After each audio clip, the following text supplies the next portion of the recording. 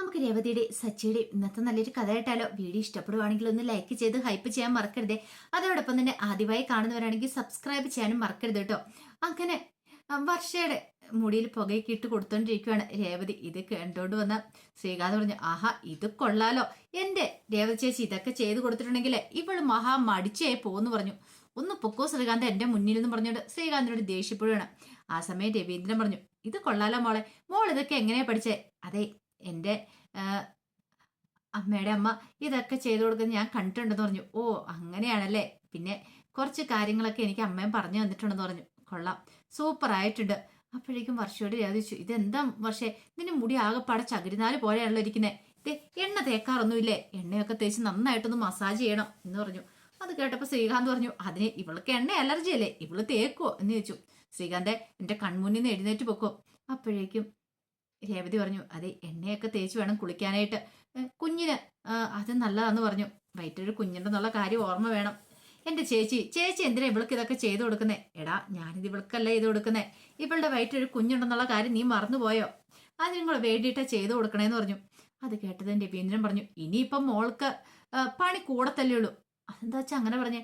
അല്ല ശ്രുതിയെ വിളിക്കാനായിട്ട് പോയിരിക്കുമല്ലോ അവര്, ശ്രുതിയും കൂടെ ഇങ്ങോട്ട് വരുമ്പോ രണ്ട് ഗർഭിണികളല്ലേ ഇവിടെ ഉള്ളതെന്ന് ചോദിച്ചു. അതും പറഞ്ഞിട്ട് രവീന്ദ്രൻ അങ്ങോട്ട് എഴുന്നേറ്റു. അപ്പോഴേക്കും രേവതി പറഞ്ഞു, അതൊന്നും എനിക്ക് പ്രശ്നമുള്ള കാര്യമല്ല, ഞാൻ അതൊക്കെ ചെയ്തോളാം അച്ഛാ. അതെ ഇവർക്ക് ഇങ്ങനെ ചെയ്തു കൊടുത്തിട്ട് കാര്യമില്ല, എത്രയും പെട്ടെന്ന് നിങ്ങൾക്കൊരു കുഞ്ഞു വേണമെന്ന് പറഞ്ഞു. രവീന്ദ്രൻ അങ്ങോട്ട് പോയി കഴിഞ്ഞപ്പോൾ രേവതിയുടെ മുഖമൊക്കെ അങ്ങോട്ട് മാറി. അപ്പോഴേക്കും ശ്രീകാന്ത് ചോദിച്ചു, എന്താ ചേച്ചിയുടെ മുഖം എന്താ വല്ലാതായത്? ഒന്നുമില്ല, മനസ്സിലായി, അത് ചേച്ചി വിഷമിക്കൊന്നും വേണ്ട, അധികം വേഗാതെ നിനക്കൊരു കുഞ്ഞു പിറക്കുമെന്ന് പറഞ്ഞു. വർഷ പറഞ്ഞു, ചേച്ചി എന്തിനാ സങ്കടപ്പെടുന്നേ? ചേച്ചി സമാധാനമായിട്ടിരിക്കുക, കാരണം രേവതിക്ക് വിഷമുണ്ടെന്നുള്ള കാര്യം അവർക്കും മനസ്സിലായി. ഈ സമയത്ത് ശ്രുതി ഭയങ്കര സന്തോഷത്തിലാണ്, വീട്ടിലേക്ക് പോകാൻ പോവല്ലേ, എല്ലാരെയും താൻ പറ്റിച്ചൊന്നൊരു ചിന്തയായിരുന്നു. അങ്ങനെ പോകുന്ന വഴിയിൽ ശ്രുതി നോക്കിക്കഴിഞ്ഞപ്പോഴത്തേനും വണ്ടി വേറൊരു വഴിക്ക് വിടുന്നേ. അപ്പോഴേക്കും ശ്രുതി ചോദിച്ചു, ഇതെന്താണ് സച്ചി ഈ വഴിക്ക് വണ്ടി വിടുന്നതെന്ന് ചോദിച്ചു. അത് കേട്ട് കഴിഞ്ഞപ്പം സച്ചി പറഞ്ഞു, ഈ വഴിക്കാ പോണേ. ശ്രുതി ചോദിച്ചു, അല്ല നമ്മളെ ഇടത്തോട്ടല്ലേ പോണ്ടേ, നമ്മളെന്തിനാ വലത്തോട്ട് പോന്നേന്ന് ചോദിച്ചു. ചന്ദ്രമതി പറഞ്ഞു, മോളെ കാര്യമുണ്ട്. കാര്യമോ? അതെന്താ ആന്റി? ഹോസ്പിറ്റലിൽ പോണ്ടേന്ന് ചോദിച്ചു. ഹോസ്പിറ്റലോ? അയ്യോ അതിന് ഇവിടെ ആർക്കാ എന്തെങ്കിലും വയ്യായിക്കുള്ളത്, ആരെ കാണിക്കാനാന്ന് ചോദിച്ചു. മോളെ കാണിക്കാനായിട്ട്? എന്നെ കാണിക്കാനായിട്ടോ? എന്നെ എന്തിനാ ഹോസ്പിറ്റലിലേക്ക് കൊണ്ടേ കാണിക്കുന്നേ? ഹാ ഇതായിപ്പം നന്നായത് എന്ന് സച്ചി പറഞ്ഞു. അതെ ശ്രുതി അടുത്ത് പ്രഗ്നന്റ് അല്ലേ, അപ്പൊ പിന്നെ ഡോക്ടറെ കാണിക്കണ്ടേ? അതൊന്നും കുഴപ്പമില്ല, ഡോക്ടറെ കൊണ്ട് കാണിച്ചിട്ടുണ്ടായിരുന്നു ഞാൻ. ചന്ദ്രമതി പറഞ്ഞു, എന്നാലും കുഞ്ഞിന് വല്ല ഉണ്ടോ ഇല്ലയോ എന്ന് ഞങ്ങൾക്ക് അറിയത്തില്ലോ, എന്തേലും കുഴപ്പമുണ്ടെങ്കിൽ ഞാൻ കൊണ്ട് കാണിക്കണ്ടേ? അതൊന്നും ആവശ്യമില്ല, കുഞ്ഞിനൊരു കുഴപ്പമില്ലെന്ന് ഡോക്ടർ പറഞ്ഞ ചെക്കപ്പും കാര്യങ്ങളൊക്കെ ഞാൻ നടത്തിയായിരുന്നു. അത് കേട്ടപ്പോൾ സച്ചിനെ ഒന്ന് നോക്കി ചന്ദ്ര. പിന്നീട് ചന്ദ്രമതി പറഞ്ഞു, എന്നാലും അത് അങ്ങനെയല്ലോ മോളെ. ശ്രുതി പറഞ്ഞു, എനിക്ക് ഭയങ്കര ക്ഷീണമുണ്ട് ആന്റി, എനിക്ക് എത്രയും പെട്ടെന്ന് വീട്ടിലേക്ക് പോയാൽ മതി എന്ന് പറഞ്ഞു. സച്ചി പറഞ്ഞു, ക്ഷീണമുണ്ടോ? അങ്ങനെയാണോ ഒട്ടും താമസിപ്പിക്കരുത്, എത്രയും പെട്ടെന്ന് തന്നെ ഹോസ്പിറ്റലിൽ കൊണ്ടുവരണമെന്ന് പറഞ്ഞു. ദൈവമേ ഇത് എന്തൊരു ധനന്തരം, അത് എങ്ങനെയെങ്കിലും രക്ഷപ്പെടാന്ന് കരുതി കഴിയുമ്പത്തേനും ഇവര് മനഃപൂർവ്വം തോന്നേ. ആ സമയത്ത് ചന്ദ്രമതി പറഞ്ഞു, മോളുടെ മുഖം എന്താ വല്ലായിരിക്കണേ? ഒന്നുമില്ല ആന്റി, ഹോസ്പിറ്റലിൽ പോയി ചെക്കപ്പ് ഒന്നും നടത്തേണ്ട കാര്യമൊന്നും ഇല്ല, ഞാൻ പ്രഗ്നന്റാ, കഴിഞ്ഞ പ്രാവശ്യം പോയി ചെക്കപ്പ് ഒക്കെ നടത്തിയല്ലേന്ന് ചോദിച്ചു. എന്നാലും ഞങ്ങളുടെ ഒരു സമാധാനത്തിന് വേണ്ടിയിട്ട് എന്ന് പറഞ്ഞു. അങ്ങനെ ഒടുവിലൊരു ഹോസ്പിറ്റലിന് മുന്നിലേക്ക് വണ്ടി ചെന്ന് നിൽക്കുകയാണ്. ഈ സമയം ശ്രുതി ഇങ്ങനെ വല്ലാതിരിക്കുമ്പോഴത്തേനും ചന്ദ്രമതി ചോദിച്ചു, എന്താ ആന്റി ഈ ഹോസ്പിറ്റൽ അത്ര നല്ലതൊന്നും അല്ല? മോളോട് ആരാ പറഞ്ഞേ? അതെനിക്കറിയാവുന്ന കാര്യമാണ്, ഈ ഹോസ്പിറ്റലിൽ വരേണ്ട കാര്യമില്ലായിരുന്നു. മോളെ അങ്ങനെ പറയരുത്, ഞാൻ നേരത്തെ വിളിച്ച് ടോക്കണൊക്കെ ബുക്ക് ചെയ്ത് വെച്ചിരിക്കുക, നല്ല ഹോസ്പിറ്റലാ, ഒരുമാതിരിപ്പെട്ട ആൾക്കാരൊക്കെ ഇവിടെ വരുന്നേ. സച്ചി പറഞ്ഞു, അതെ എൻ്റെ ഒരു കൂട്ടുകാരനും ഭാര്യയൊക്കെ ഇവിടെ വന്നിരുന്ന് കാണിച്ചേ, അതുകൊണ്ട് ആ കാര്യത്തിലൊന്നും പേടിക്കണ്ടമേ, ധൈര്യമായിട്ട് കൊണ്ടാവാന്ന് പറഞ്ഞു. തീമിനി അങ്ങനെ ഹോസ്പിറ്റലിലേക്ക് കയറി ചെന്ന് കഴിഞ്ഞിട്ടുണ്ടെങ്കിൽ ഡോക്ടർ പരിശോധിച്ച് നോക്കുമ്പോൾ താൻ പ്രഗ്നന്റ് അല്ലെന്ന് പറയും. ഇനിയിപ്പോൾ വേറെ എന്തെങ്കിലും ടെസ്റ്റ് ചെയ്തിട്ടുണ്ടെങ്കിൽ താൻ ഇതിനു മുമ്പ് ഒരു കുഞ്ഞിനെ പ്രസവിച്ചാന്നുള്ള കാര്യങ്ങളും അറിയുകയും ചെയ്യും. അതൊക്കെ ഓർത്ത് കഴിഞ്ഞപ്പോഴത്തേനും സമനില തെറ്റുന്ന അവൾ തോന്നി. ദൈവമേ അങ്ങനെ എങ്ങാനും അറിഞ്ഞിട്ടുണ്ടെങ്കിൽ പിന്നെ അതോടുകൂടി തീർന്നു. താൻ പ്രഗ്നന്റ് അല്ല എന്ന് അറിയുന്നത് മാത്രമല്ല, താൻ ഇതിനു മുമ്പ് ഒരു കുഞ്ഞിനെയും കൂടെ പ്രസവിച്ചിട്ടുണ്ടെന്ന് അറിഞ്ഞിട്ടുണ്ടെങ്കിൽ അത് പിന്നെ തൻ്റെ ജീവിതം തന്നെ തകർത്ത് കളയും. സുതിയെങ്ങാനും അറിഞ്ഞു കഴിഞ്ഞാൽ തീർന്നു. അതൊക്കെ ഓർത്ത് കഴിഞ്ഞപ്പോൾ എന്ത് ചെയ്യണമെന്ന് അറിയില്ല, വിഷമിച്ചിരിക്കുന്നുണ്ടെങ്കിൽ ഇപ്പം ചന്ത ചോദിച്ചു, എന്താ മോളെ നീ ഇറങ്ങണില്ലേന്ന് ചോദിച്ചു. അല്ല ആൻറ്റി അത് വേണോ, ഇറങ്ങും മോളേന്ന് പറഞ്ഞു. എന്തോ എനിക്ക് വല്ലാത്തൊരു ക്ഷീണമുണ്ട്. അത് കേട്ട് കഴിഞ്ഞപ്പോഴത്തേന് സച്ചു പറഞ്ഞു, എടാ സുധി നീ എന്ത് നോക്കി നിൽക്കുക, ക്ഷീണമുണ്ടെന്ന് പറഞ്ഞു കേട്ടില്ലേ? എന്താ സുധി ഞാൻ കയ്യെ പിടിക്കണോ?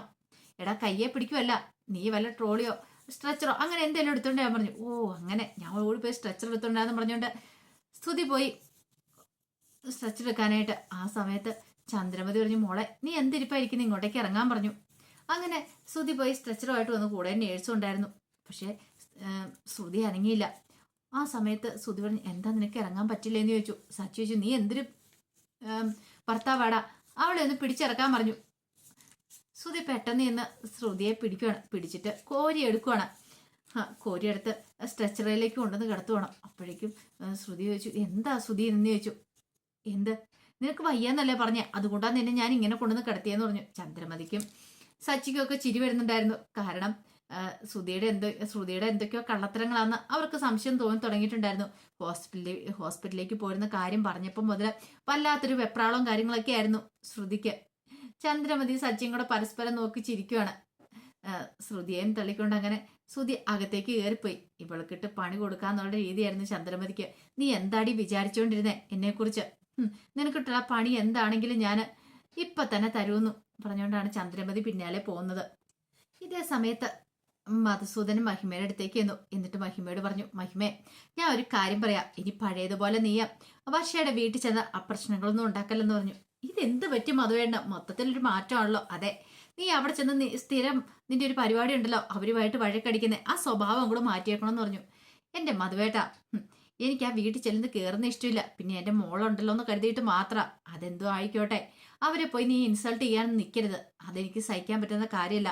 നമ്മുടെ മോൾക്ക് വിഷമുണ്ടാക്കുന്ന ഒരു കാര്യം ചെയ്യരുത്.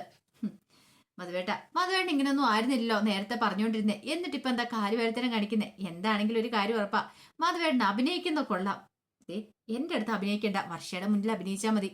എടിത് അഭിനയിക്കുന്നതല്ല ഞാൻ പറഞ്ഞല്ലോ, ഇപ്പൊ എന്റെ ഏറ്റവും നല്ല ബെസ്റ്റ് ഫ്രണ്ട് ആണെന്നായിരുന്നറിയാവോ?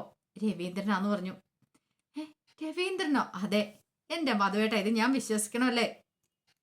കാക്ക മലർന്നു പറഞ്ഞ് ഞാൻ ചിലപ്പോൾ വിശ്വസിക്കും. പക്ഷേ മധുവേണ്ണി പറയുന്നൊന്നും ഞാൻ വിശ്വസിക്കില്ല. എന്നെ അതിന് കിട്ടാത്തൊന്നുമില്ല.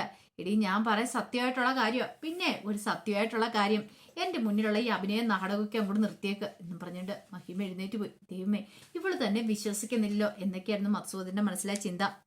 ആ സമയം ഡോക്ടറെ കാണാനായിട്ട് വന്നിരിക്കുകയാണ്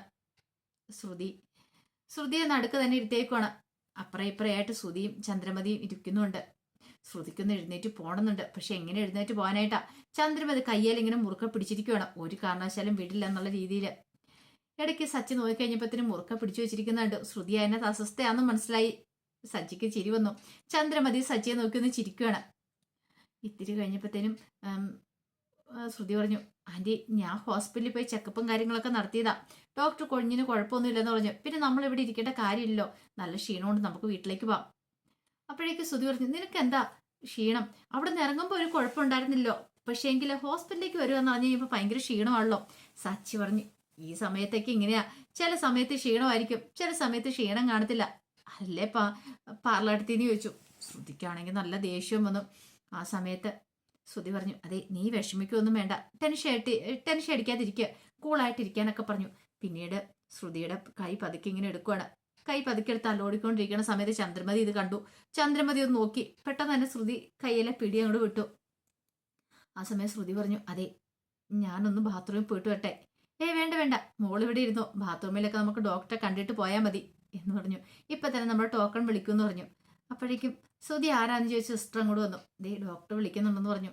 ശ്രുതി തനിച്ച് അങ്ങോട്ട് കയറാൻ തുടങ്ങിയപ്പോൾ ചന്ദ്രമതി പറഞ്ഞു, തനിച്ച് പോണ്ട, ഞങ്ങളോട് വരാം, അല്ലാണ്ട് ഞാൻ തനിച്ച് പോയിക്കോളാം. അത് വേണ്ട, ഞങ്ങൾ രണ്ടുപേരും ഉള്ളപ്പോൾ എന്തിനാ? അങ്ങനെ ശ്രുതിയും ചന്ദ്രമതിയും കൂടെ അങ്ങോട്ട് കയറുവാണ്. ശ്രുതി ഓർത്ത് പെട്ടു. ഡോക്ടറെ അടുത്തേക്ക് എന്ന് കഴിഞ്ഞപ്പോൾ തന്നെ ശ്രുതി പറഞ്ഞു, ഡോക്ടറെ ഞാൻ ഗർഭിണിയാ. ടെസ്റ്റ് നടത്തി നോക്കി പോസിറ്റീവ് റിസൾട്ടാണ് കാണിച്ചത്. പിന്നെ രഘുനാഥ് ഡോക്ടറെ പോയി കണ്ട് കാര്യങ്ങളൊക്കെ നോക്കിയതാ. കുഞ്ഞിൻ്റെ കുഴപ്പമൊന്നുമില്ല, ഒരു കുഴപ്പവും പ്രശ്നങ്ങളൊന്നും ഇല്ല എന്നൊക്കെ ഇങ്ങനെ പറയാണ്. ശ്രുതി തന്നെ ഇങ്ങനെ റേഡിയോ പറയുന്ന പോലെ പറഞ്ഞുകൊണ്ടിരിക്കുക. പക്ഷെ ഇത് കേട്ട് കഴിഞ്ഞപ്പോഴത്തേനും ഡോക്ടർ പറഞ്ഞു, അതിന് ഞാൻ നിങ്ങളോടൊന്നും ചോദിച്ചൊന്നുമില്ലല്ലോ, നിങ്ങളെല്ലാം കാണാപ്പാടം പഠിച്ചു വെച്ചിരിക്കുന്ന പോലെ എല്ലാം ഈ പറയണേ എന്തിനാന്ന് ചോദിച്ചു. അത് കേട്ടപ്പോൾ ശ്രുതിയുടെ മുഖമൊക്കെ അങ്ങോട്ട് മാറി. ശ്രുതിയെ ഒന്ന് ചന്ദ്രമതി നോക്കുകയും ചെയ്തു. ആ സമയത്ത് ഡോക്ടർ ചോദിച്ചു, അല്ല നിങ്ങൾ ഏതൊരു ഡോക്ടറെ പോയി കണ്ടെന്നല്ല പറഞ്ഞു, പ്രഗ്നന്റ് ആണെന്ന് അറിഞ്ഞു. ഇപ്പം അതെ, അതിൻ്റെ ചീട്ടും കാര്യങ്ങളും ഉണ്ടോയെന്ന് ചോദിച്ചു. ചീട്ട് അത് ഞാൻ എടുത്തില്ല, ഞാൻ ഹോസ്പിറ്റലിലേക്ക് വരുന്ന കാര്യം എനിക്ക് അറിയില്ലായിരുന്നല്ലോ എന്ന് പറഞ്ഞു. അപ്പോഴേക്ക് ശ്രുതി പറഞ്ഞു, വീട്ടിലേക്ക് പോകാന്നുള്ള കാര്യം അറിയാമായിരുന്നല്ലോ, നിനക്ക് അതും കൂടി എടുക്കാൻ മേലായിരുന്നു എന്ന് ചോദിച്ചു. അത് പിന്നെ ശ്രുതി ഞാൻ ഇവള് പഠിച്ച കള്ളി തന്നെ നന്നായിട്ട് കിടന്ന് ഉരുളുന്നുണ്ടല്ലോ എന്ന് ചന്ദ്രമതി ഓർത്തു. ആ സമയം ഡോക്ടർ പറഞ്ഞു, എങ്കിൽ ശരി നിങ്ങളൊന്ന് വാ, ഞാനൊന്ന് പരിശോധിച്ച് നോക്കട്ടെ എന്ന് പറഞ്ഞു. അങ്ങനെ അവളെയും കൊണ്ട് അപ്പുറത്തെ മുറിയിലേക്ക് പോയി.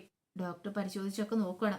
പരിശോധിച്ചെല്ലാം നോക്കിയിട്ട് വന്നു കഴിഞ്ഞപ്പോഴത്തേനും ചന്ദ്രമതി എന്തായി ഡോക്ടറെ? അതെ, 1-2 ടെസ്റ്റ് കൂടെ നടത്തണം, അത് മാത്രമല്ല ഒന്ന് സ്കാനിങ് കൂടെ ചെയ്യണമെന്ന് പറഞ്ഞു. ദൈവമേ പെട്ടു, സ്കാൻ ചെയ്തൊക്കെ കഴിഞ്ഞിട്ടുണ്ടെങ്കിൽ താൻ ഇതിനു മുമ്പ് പ്രസവിച്ചാന്നുള്ള കാര്യങ്ങളൊക്കെ പുറത്തു വരും. അത് മാത്രമല്ല താൻ ഗർഭിണിയല്ലെന്നുള്ള കാര്യം എങ്ങനെയൊന്ന് രക്ഷപ്പെടും ഇവിടുന്ന്, എന്ത് ചെയ്യണമെന്ന് അറിയത്തില്ല.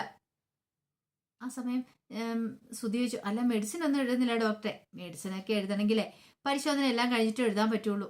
ദൈവമേ, എങ്ങനെയെങ്കിലും രക്ഷപ്പെടാനായിട്ടൊരു വഴി കാണിച്ചറിനെ സർവ്വതങ്ങളെ വിളിച്ചുകൊണ്ട് പ്രാർത്ഥിച്ചുകൊണ്ടിരിക്കുകയാണ് ശ്രുതിയുടെ കാര്യത്തിലൊരു തീരുമാനമായി.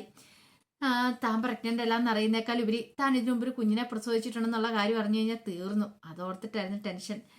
അപ്പൊ അതിന്റെ കഥകളൊക്കെയാണ് കാണുന്നത്. ആ വിശേഷങ്ങൾക്കായി നമുക്ക് എല്ലാവർക്കും കാത്തിരിക്കാം കേട്ടോ. ഒരിക്കൽ കൂടി എല്ലാവർക്കും ശുഭദിനം നേർന്നുകൊണ്ട് നിർത്തുന്നു. നന്ദി.